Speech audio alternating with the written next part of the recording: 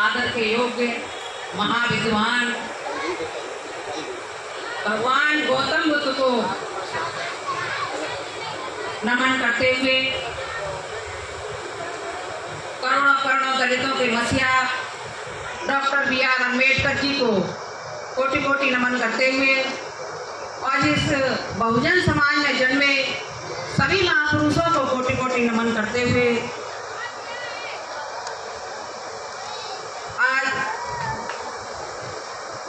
महान व्यक्ति रखने वाले महाज्ञानी बुद्ध प्रिय मौर्य जी की आज जन्मदिन के उपलक्ष्य में आज यहाँ पर विचार गोष्ठी रखी गई है। उनके जो सुपुत्र हैं एडवोकेट सिद्धार्थ गौतम जी ने सिद्धार्थ मौर्य जी ने आज ये विचार गोष्ठी रखी है। तो बड़ा ही सौभाग्य का दिन है कि हमारे जाने माने नेता, लोकप्रिय नेता रहे, सांसद रहे, मंत्री रहे और महाज्ञानी रहे और एकदम दबंग, निडर, किसी से नहीं कभी भी डरने वाले ऐसे महान नेता रहे हमारे आदरणीय बुद्ध प्रिय मौर्य जी का आज जन्मदिन उस अवसर पर मनाया जा रहा है जो कि भगवान बुद्ध जी का जन्मदिन मनाया जाता है। साथियों, भगवान बुद्ध जी का जन्म बुद्ध पूर्णिमा के दिन हुआ था। बुद्ध पूर्णिमा इसलिए कहते हैं क्योंकि भगवान बुद्ध जी पूर्णिमा के दिन ही पैदा हुए थे और पूर्णिमा के दिन ही उन्हें महान ज्ञान प्राप्त हुआ था और पूर्णिमा के दिन ही उनका महापरिनिर्वाण हुआ था। तो साथियों, ऐसे शुभ अवसर पर हमारे महान नेता का जन्मदिन मनाया जा रहा है और यहाँ विचार गोष्ठी रखी गई है और मुझे बोलने का मौका दिया गया है। यहाँ आए हुए सभी मेरे सम्मानित साथियों और यहाँ सांस्कृतिक प्रोग्राम करने वाली आदरणीय सम्मानित मंडली और इस प्रोग्राम को करने वाले एडवोकेट सिद्धार्थ मौर्य जी, सभी को मेरा क्रांतिकारी जय भीम और धन्यवाद। साथियों, भगवान गौतम बुद्ध का मार्ग बड़ा ही शील मार्ग है। भगवान गौतम बुद्ध के जो 5 शील हैं, अगर हम लोग उन 5 शीलों पर अमल कर लेते हैं तो हमारा जो जीवन है वो सफल हो जाएगा। सबसे लास्ट का जो शील है वो बहुत ही समझने सोचने वाला शील है। साथियों, हम उस शील को एकदम भंग कर देते हैं। हमारे समाज में अधिकतर उस शील का कोई भी अमल नहीं कर पाता है। बाबा साहब ने कहा था कि बच्चों को पढ़ाना चाहिए, ज्ञान बढ़ाना चाहिए। और साथियों, हमारे समाज में क्या है, जो 5वां शील है, सुरा मेज पमद खाना बेर मणि सिक्का पदम समाध्यामी। साथियों, उस शील को ऐसा भंग कर देते हैं कि पैसा उस चीज के लिए आ जाता है उनके पास में, परंतु बच्चों के पढ़ाने के लिए पैसा नहीं होता। तो साथियों, बहुत दुख होता है कि भगवान बुद्ध को तो हम मानते हैं परंतु उनकी बातों पर अमल नहीं करते हैं, उनके शीलों पर अमल नहीं करते हैं। तो साथियों, मेरा तो आपसे अनुरोध है कि भगवान बुद्ध के जो शील हैं, जो नियम हैं और जो 22 प्रतिज्ञा हैं, उन पर अमल करना चाहिए। साथियों, मैं कभी भी मंदिर के सामने हाथ नहीं जोड़ती, भले ही मैं किसी भी पार्टी में रही हूँ, परंतु मैं मंदिर के सामने हाथ नहीं जोड़ती, क्योंकि भगवान हमारे वो हैं जिन्होंने हमारे लिए कुछ किया है।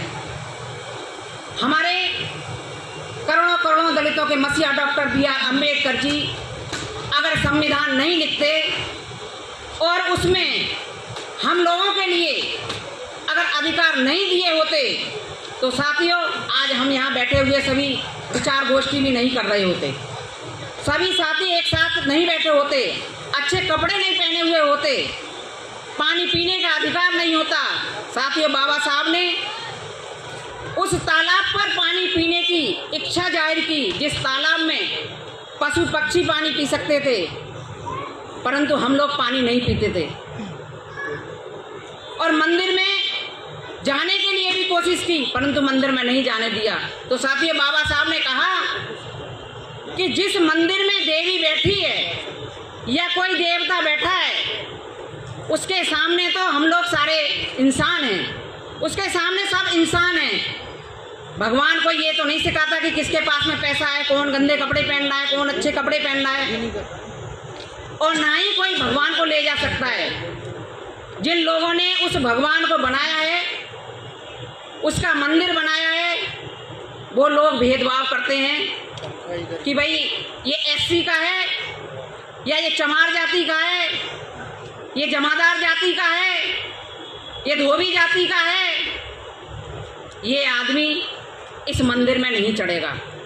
बाबा साहब ने कहा कि जिस मंदिर में हमारा सम्मान नहीं है चढ़ने का, उस मंदिर में हमें जाना ही नहीं, क्योंकि उससे हमें कुछ मिलना ही नहीं है। जाएंगे तो पैसा जरूर चढ़ाएंगे, कुछ ना कुछ तो चढ़ाएंगे जरूर। जैसे कोई किसी की जाति करने जाता है, पीले कपड़े पहन लिए या लाल कपड़े पहन लिए और चले जाते हैं, सिवाय पैसा की बर्बादी के और कुछ नहीं होता। साथियों, बाबा साहब अगर चाहते तो हैदराबाद के नवाब बन जाते, परंतु बाबा साहब ने ऐसा नहीं किया अपने समाज को देखते हुए। बाबा साहब जहां से लड़े थे, जैसौर और खुलना से, वो क्षेत्र भी उन्होंने पाकिस्तान में दे दिया था, तब भी बाबा साहब नहीं गए थे आपके खातिर। बाबा साहब ने अपना पूरा परिवार कुर्बान कर दिया आपके खातिर, परंतु हमारा समाज आज भी जागृत नहीं है। साथियों, उसी समाज में से महान नेता बहुत प्रिय मौर्य जी निकले थे, जो कि बहुत ही निडर थे। मैंने तो कभी सुना था कि एक बार उन्होंने एक एसडीएम के थप्पड़ मार दिया था कुछ कहने पर। SP Singh, superintendent of police, Aligarh में, जो कि बाद में मुझे पता चला जो पूनिया जी थे। पूनिया जी थे जो कांग्रेस में है, कांग्रेस में आज भी हैं वो। और हमारे बुद्ध प्रिय मौर्य जी भी कांग्रेस में थे और महान नेता रहे, उनका बड़ा सम्मान था कांग्रेस में। परंतु बाबा साहब तो मना करके गए थे कि 4 आने का भी सदस्य कांग्रेस का नहीं बनना, क्योंकि कांग्रेस ने कभी भी बाबा साहब का सम्मान नहीं किया था। बाबा साहब ने संविधान लिख करके दे दिया, तब भी सम्मान नहीं किया था। कानून मंत्री बना दिया, पर प्लानिंग का स्थान उन्होंने कभी नहीं दिया, कभी भी उन्होंने प्लानिंग में नहीं रखा। और ना ही जब वो बहन बेटियों के लिए अधिकार दिला रहे थे, वो अधिकार भी नहीं दिए थे, तो उनकी बात कहीं मानी नहीं जाती थी कांग्रेस में, तो उन्होंने कांग्रेस से कानून मंत्री पद से इस्तीफा दे दिया था। हो सकता है हमारे महान नेता बुद्ध प्रिय मौर्य जी भी की बात कहीं नहीं मानी गई होगी, तो वो भी बीजेपी में आ गए थे लास्ट में। तो साथियों, थे निडर। एक बार यहाँ वैशाली में है, कहाँ है, बुद्ध विहार है एक, जहाँ हम जाया करते थे। वैशाली में था ना क्या? बुद्ध विहार है, एक बुद्ध विहार है वैशाली में, शायद साहिबाबाद में एक बुद्ध विहार था, उसमें हम जाया करते थे। हमारे फूफा जी, आगरा से फूफा जी थे, जो अब एक्सपायर हो गए हैं, वो एडिशनल कमिश्नर ऑफ एजुकेशन रहे दिल्ली से, तो उनके साथ जाया करते थे। शायद 2002 या 3 में मुझे मिले थे। तो उन्होंने कहा था कि ऐसी सीट से कभी नहीं लड़ना आप। मैंने कहा क्यों नहीं लड़ना है? कि नहीं, ऐसी सीट से नहीं लड़ना, कभी भी चुनाव लड़ना है तो जनरल सीट से लड़ना है, क्योंकि ऐसी तो हमें वोट दे ही देंगे, पर जनरल के भी हमें वोट लेना बहुत ज़रूरी है। और एक बात और कही थी उन्होंने कि अगर राजनीति करनी है तो शादी नहीं करनी। तो साथियों, मैंने उनसे पूछा कि आप मुझे सजेशन दे रहे हैं, तो सर एक बात बताएं कि आपने शादी क्यों की? तो उन्होंने कहा कि जब मेरी शादी हुई थी तब मैं बहुत छोटा था, मेरे माँ बाप नहीं माने थे और इसलिए मेरी शादी हो गई थी। तो बड़ा कुछ इलेक्शन में और जब हम राजनीति तौर में निकलते हैं और समाज का काम करने के लिए निकलते हैं तो बड़ी परेशानियाँ आती हैं। घर बार भी देखना पड़ता है, समाज भी देखना पड़ता है। जितना फ्री होकर के हम अकेले फ्री होकर के जितना हम समय दे पाते हैं उतना समय हम नहीं दे पाएंगे। तो साथियों, मैं तो उनसे एक बार ही मिली हूँ और उनसे मिलकर मुझे बहुत खुशी हुई। और आज मैं उनके बाद में उनके जन्मदिन पर यहाँ मुझे बुलाया गया है, इसके लिए मैं बहुत बहुत धन्यवाद देती हूँ। और कहने को तो बात बहुत हैं, तो साथियों और भी वक्ता हैं यहाँ पर। इसी के साथ मैं आप सभी को धन्यवाद देती हूँ। जय भीम, जय भारत, नमो बुद्धाय। बहुत बहुत धन्यवाद देता हूँ कि उन्होंने मंच पे आकर अपना विचार रखे। साथ ही जो है मैं कल्पना जी को मंच पे बुलाना चाहता हूँ ताकि वो हमारी संस्था द्वारा एक हमने कैलेंडर बनवाया है जिस पे हमने ज़्यादातर सभी हमारे समाज में जन्मे महापुरुषों के जन्म तिथि और उनके परिनिर्वाण की तिथि लिखी है, ताकि वो घर घर में जाके कम से कम घर जो आने वाली जनरेशन है उन्हें पता हो कि हमारे समाज में कौन कौन महापुरुष जन्मे हैं और उनका जन्म तिथि और परिनिर्वाण कब है। तो ये एक शुरुआत है। मैं कल्पना से जो है रिक्वेस्ट करूँगा कि वो मंच पे आए और ये भेंट जो है प्रेमलता जी को दे।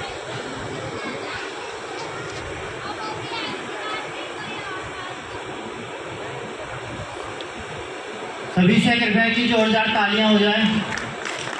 पद पे रह चुकी हैं, उम्र है और अपने समाज में काफ़ी जागरूकता फैलाती है।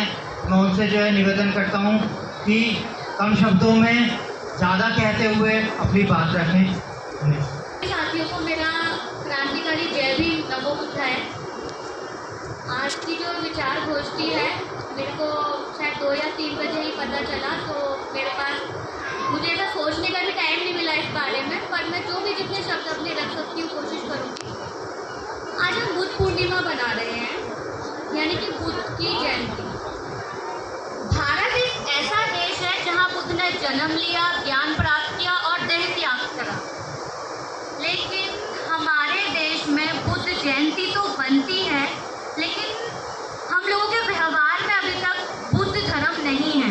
बहुत लोग अपने नाम के साथ बुद्ध लगाते हैं। मैं बुद्धिस्ट हूँ, मेरे नाम के आगे मैं बुद्ध नहीं लगाती, लेकिन मेरे व्यवहार में मेरी कोशिश रहती है कि बुद्धिज़्म नज़र आए, समानता नज़र आए। बुद्धिज़्म का मतलब है समानता। बुद्ध ने स्त्री और पुरुष में कोई फर्क नहीं करा। बुद्ध ने हमें एक संदेश, बुद्ध के बहुत संदेश थे, पर हमारे लिए उनकी एक एक बात सीखने के लिए काफ़ी है। अत्ते दीपो भव। क्या हम उनके बताए गए मार्ग पर चल रहे हैं? हम गोष्ठियों में जाते हैं पर हमारे साथ हमारी जीवन संगनी नहीं होती है, तो हम कैसे बुद्ध के मार्ग पर चल रहे हैं? क्या बुद्ध को समझने की ज़रूरत सिर्फ पुरुषों को है? मेरी हमेशा ये कंप्लेंट अपनी सोसाइटी से रहती है। चलिए आगे बढ़ते हैं। मेरी कोई समस्या नहीं है सफ़ेद बालों वालों से, क्योंकि हमें उनके आशीर्वाद की बहुत ज़रूरत है और एक्सपीरियंस की भी बहुत ज़रूरत है। लेकिन नौजवान बहुत कम होते हैं, और जो कम होते हैं वो होते हैं जिनके अक्सर माँ बाप उनसे परेशान रहते हैं कि ये समय बर्बाद करते हैं जाकर। तो हमारे बच्चे क्यों नहीं हमारे साथ आते हैं कि हम उन्हें बचपन से ही बाबा साहब और बुद्धिज़्म के बारे में बताएं। आज हमारी स्थिति कहाँ पर है, चाहे राजनीतिक हो या सामाजिक हो, उसके जिम्मेदार हम होते जा रहे हैं खुद। और हम बुद्ध जयंती बना रहे हैं, लेकिन हम कैसे कहते हैं कि हम बुद्धिस्ट हैं। तो मैं इस संदेश से इतना तो कहना चाहती हूँ कि समझने की ज़रूरत है कि बुद्ध की तरह हमें समानता की बात करनी पड़ेगी। हम बुद्ध के अनुयायी हैं, समानता का असली अर्थ समझना पड़ेगा, जब कहीं जाकर हम समझेंगे। अगर हम रैदास जी के वचनों को पढ़ें तो उसमें भी बुद्धिज़्म है। हम कबीर जी की बात करें तो उसमें भी बुद्धिज़्म है, और बाबा साहब की बात करें, फूले साहब की बात करें, सबके विचारों में बुद्धिज़्म है। लेकिन हमारे विचारों में बुद्धिज़्म नहीं है, जिसका खामियाजा आज की तारीख में हम लोग देख रहे हैं। हमारी राजनीति पार्टी का क्या हाल है और हमारी सामाजिक स्थिति का क्या हाल है। हमारे बच्चों को जब राजनीति पार्टी के बारे में और समाज के बारे में पता ही नहीं, तो हम कैसे सोचे कि वो वहाँ पे जाकर हाथी पे जाके बटन दबाकर आ जाएगा। उसे क्या पता, हम तो समझाने में असफल हैं। तो मैं ये कहना चाहती हूँ कि हमें समझना पड़ेगा हमारा समाज कहाँ पर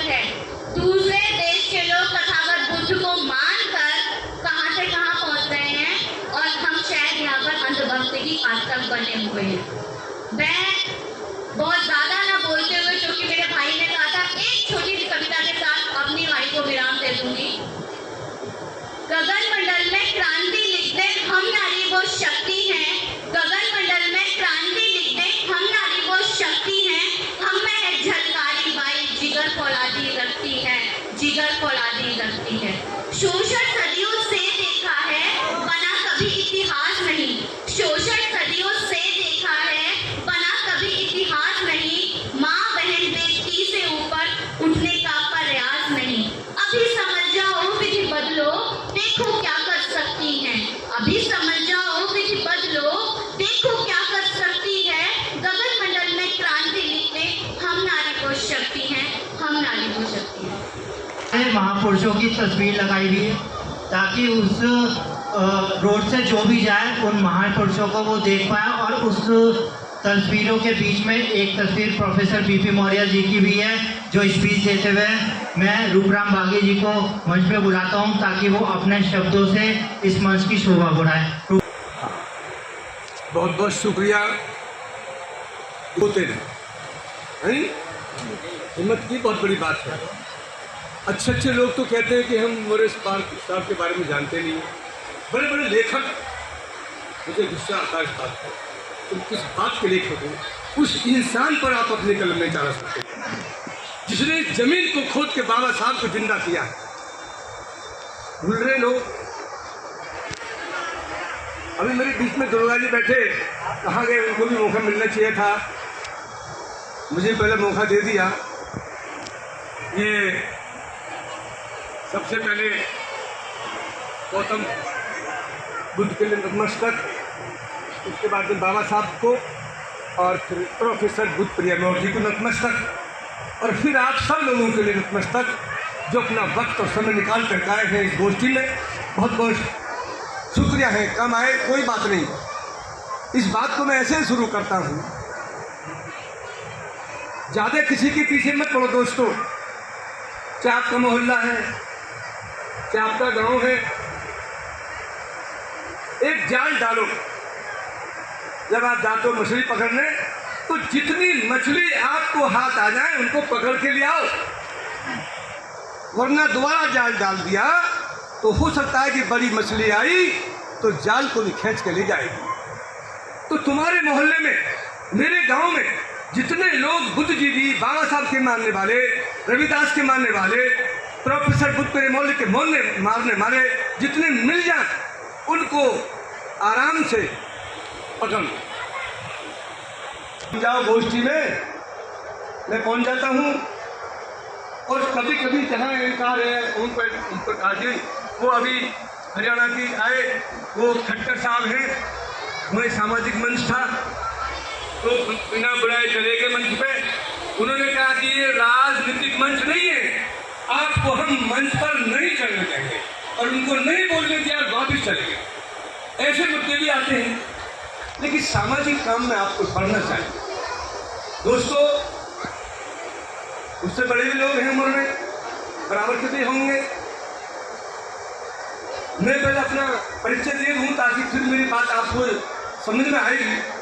क्योंकि जब तक कोई भी आदमी, प्रेमलता जी आपसे मिले, उसका परिचय खुद के लीजिए, घर तक, गांव तक।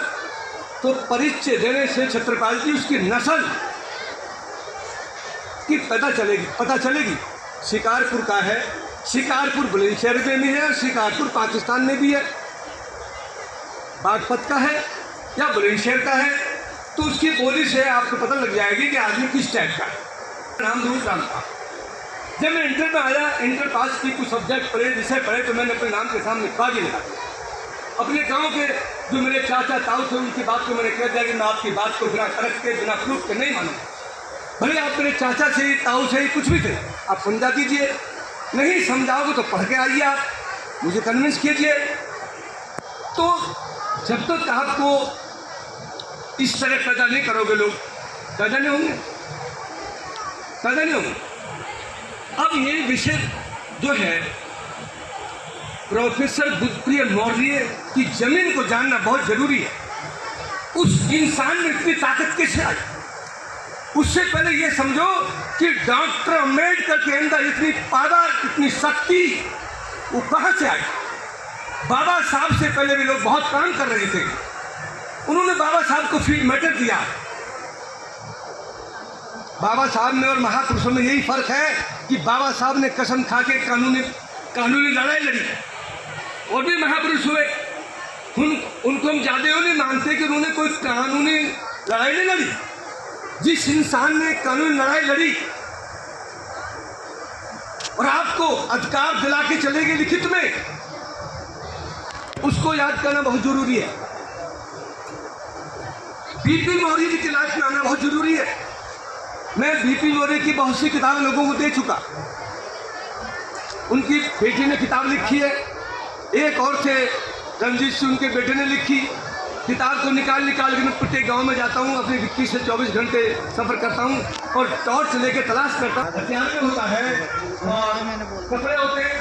मैं इसलिए कहता हूँ इस बात को कि मैं अगर आपके गांव में गया, पता लगा कि हम तो आपके गांव में गए थे, तो आप उसी गांव के पास मैं अपना बिस्तर खोल देता हूँ, मैं अपना। में बहुत परेशानी आती है। जब मैंने महापुरुषों को पढ़ा लगातार तो उन्होंने कितनी तकलीफ उठाई। प्रेमलता जी, आप हर आदमी के लाइफ पर जाके देखिए। अब जो खेल चल रहा है इसको, ये आपको मैंने सीखा, उनको अपने मैं महापुरुष मानता हूँ। उनकी औलाद माने नहीं माने इसकी कोई ऐतराज नहीं है, मैं मानता हूँ। मेरी सड़क पर उनका 10 फीट का फोटो लगा हुआ है, मेरे घर में लगा हुआ है। जितने महापुरुष हैं शिव जी लेके, शिव जी को भी आप जरा ढंग से पढ़ना कि शिव जी था उनको। मैंने उनका 3 घंटे का इंटरव्यू लिया। उन्होंने कहा जो भी आप पूछना चाहते हो विदाउट एनी हेजिटेशन। 3 घंटे का इंटरव्यू उस इंसान के साथ लिया। मैंने क्यों लिया और उन्होंने मुझे क्यों दिया? वो मुझे पैसे देने नहीं गए, मेरी पूरी खाने नहीं गए, उन्होंने यही हाथ रखा, आशीर्वाद की और कहा कि लोग ऐसे होने चाहिए कि जो समाज में किताबें लेके जाए। मैंने बीपी मौर्य की बात को मान लिया और मैं आज अपनी डिक्की पर किताब लेके 24 घंटे चलता हूँ। 24 घंटे अगर नहीं चलूंगा तो रात को याद आते बीपी मौर्य क्यों नहीं गया भाई। उस रास्ते में डर लगा, मैं डर तो नहीं लगा। चलो मेरे बिना भी एक कौम और चमट्टा, एक आदमी बोले चमट्टा कौन सी कौम आई, मैंने ये भी है एक कौम, चमट्टा कौम भी है। तो मैं ये कहना चाहता हूँ, नए नए विषय, नए नए शब्द पैदा कीजिए। जिसने हमको गुमराह किया है उसको डबल गुमराह कीजिए, उसे पता लगे कि चमत्कार क्या है, फिर वो खोजे ये इसे नहीं पता। और अगर कुछ योग्यता आई तो लग जाएगा कि आपने कितना प्रमोशन किया है, कितनी तरक्की की है, फिर आपको पढ़ना पड़ेगा ढंग से। पोस्टमार्टम करना बहुत जरूरी है।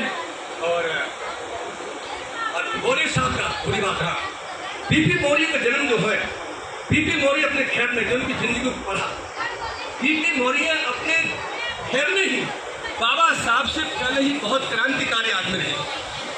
जब किसी बच्चे में कुछ दिखाई पड़ता है तो पड़ोस में लोग कहते हैं कि इनको वहाँ लेके चलो।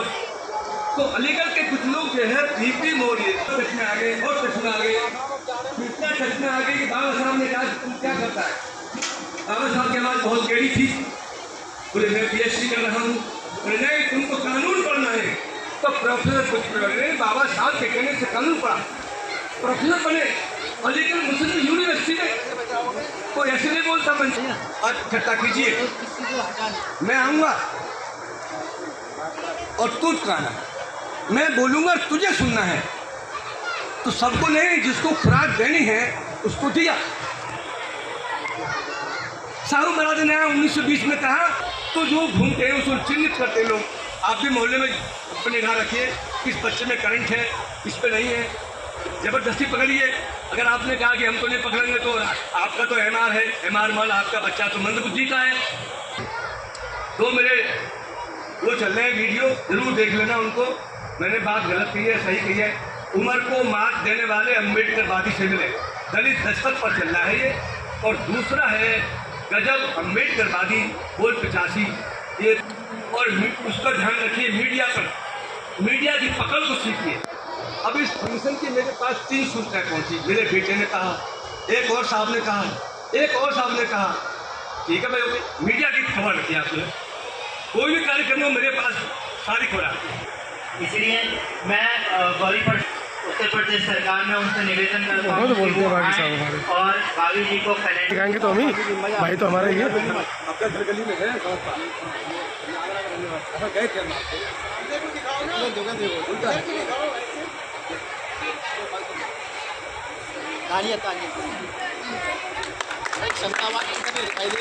कार्यक्रम में आए हुए बच्चे जो कि इस स्कूल में भी पढ़ते हैं, वो अपने आप सभी के सामने एक अपना डांस परफॉर्मेंस रखेंगे। उनको बुलाना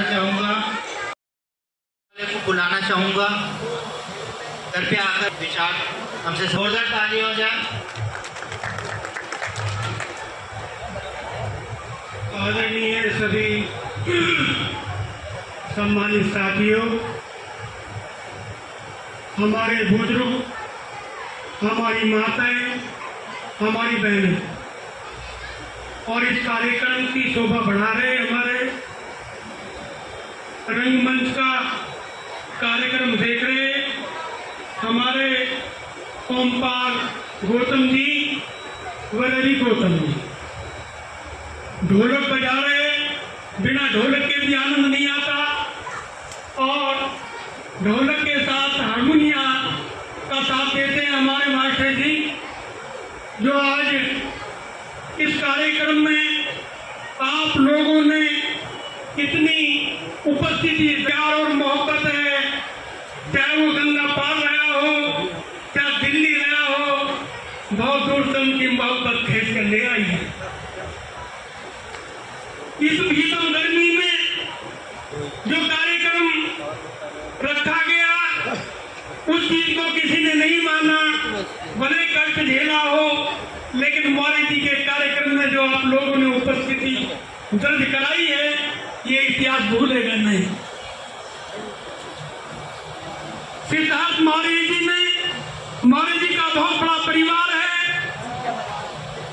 ये 20 साल का, उनके जाने के बाद में जो 20 साल का फासला रहा, ये बहुत बड़ा दुखदायी रहा।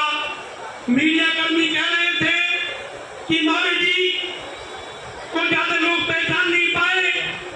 पहचानने का कारण सबसे बड़ा ये था कि 20 साल के बीच में उनका आगे मिशन बढ़ नहीं पाया, और जितनी उन्होंने यातनाएं समाज के लिए झेली, जितना उन्होंने समाज के लिए किया, मुर्दों में जान डालने वाले ऐसी शख्सियत आने वाली पीढ़ी में मुझे दिखाई नहीं देती।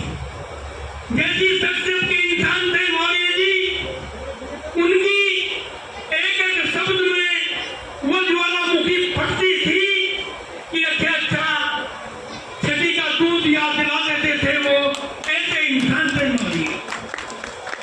1989 का वाक़या मुझे याद है। पदयात्रा चल रही थी राजेंद्र नगर गाजियाबाद से गढ़मुक्तेश्वर तक की।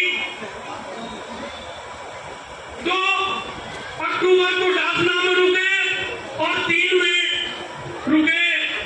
3 में सभा थी तिलकवे में।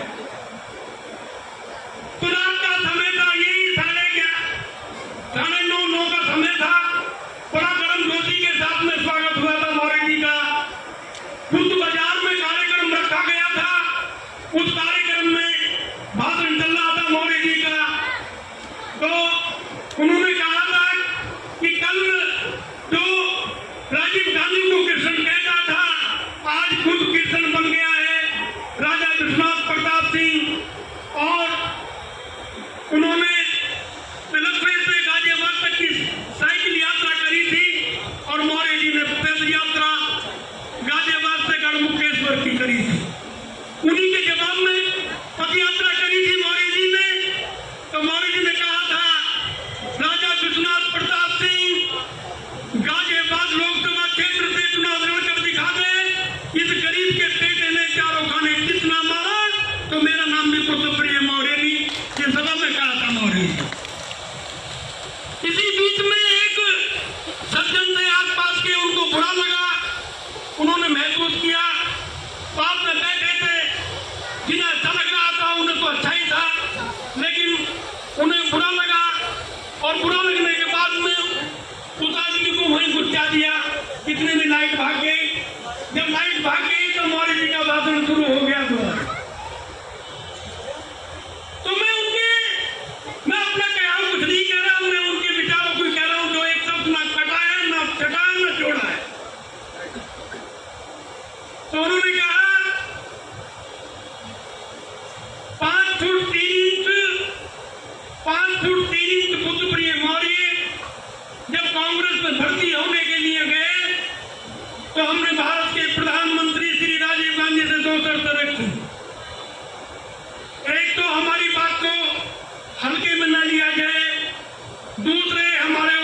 प्रतिबंध नहीं होना चाहिए बोलने की, हमारे ऊपर प्रतिबंध नहीं होना चाहिए बोलने के ऊपर। जब भारत के प्रधानमंत्री श्री राजीव गांधी की हिम्मत नहीं बुद्ध प्रिय मौर्य के सामने बोलने की, तो इस तस्मुद्दीन की हिम्मत कैसे पड़ती। बड़ा नजारा था साहब, बड़ा आनंद आ गया। वो लास्ट कर देते थे लेकिन पेट नहीं भरता था, उनके लास्ट में भी पेट नहीं भरता था। ये चाहते थे हमेशा ये और आगे कुछ कहें, और हमेशा ये कहते थे आज भी फिर कहूंगा।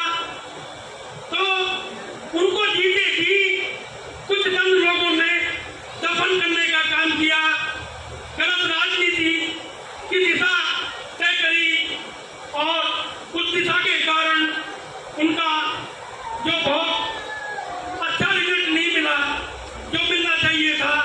कितनी मेहनत समाज के लिए, उन्नति के लिए, महिलाओं के लिए बाबा साहब परम पूज्य बाबा साहब डॉक्टर अम्बेडकर को मिशन को पहुंचाने के लिए पहुंचाने का काम किया।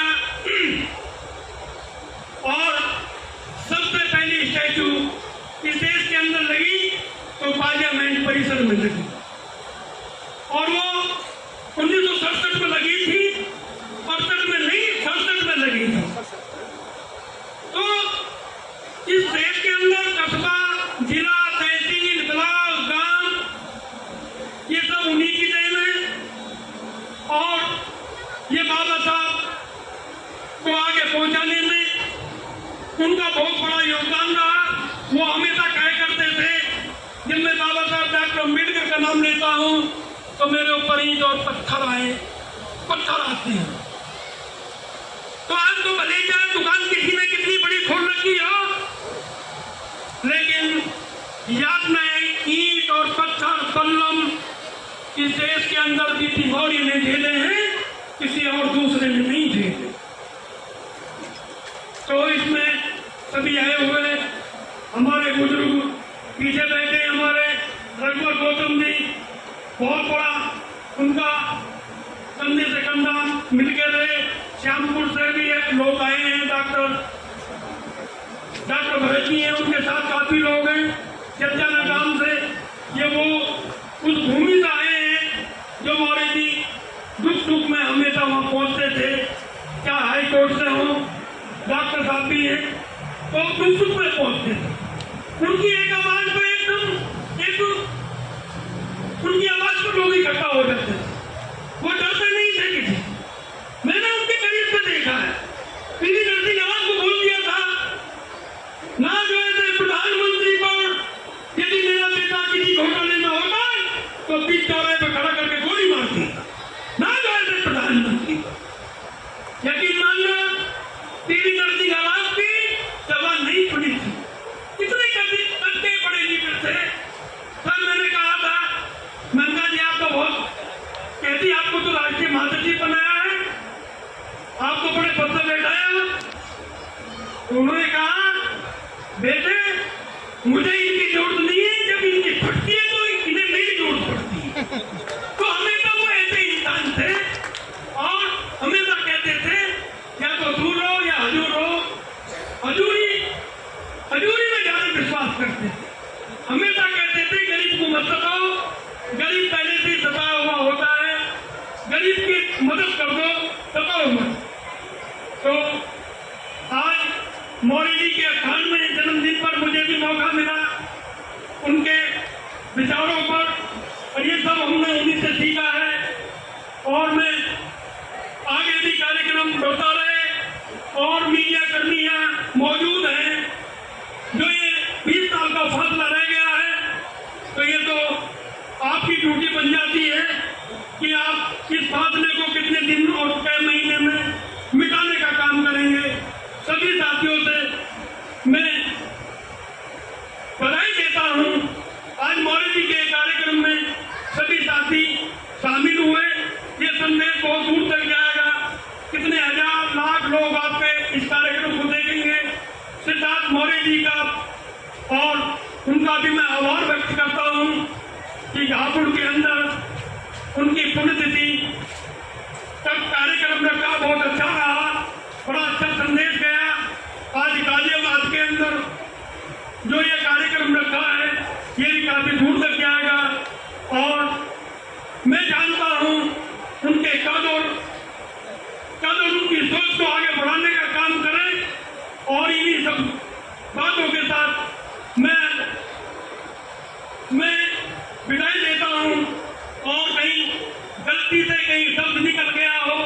तो माफ करेंगे। जय भीम, जय